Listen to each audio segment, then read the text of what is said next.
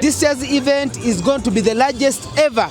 It's going to go down in history of Bamasaba ever to be the greatest, because as I talk now, Mutoto grounds is almost full, and yet we have a few hours to the event that is on the 3rd Saturday, August 2024. It helps us circumcise a young boy between 16 years to 20 to become a man. Once he's circumcised, he's now a man.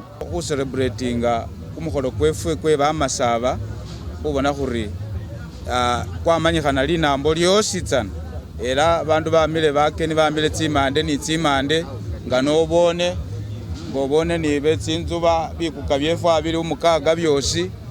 This event in Abagisu is very vital.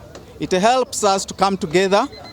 It connects us to come in one box as Bamasaba, so that we can balance our desires as Bamasaba. All the 26 clans gather together.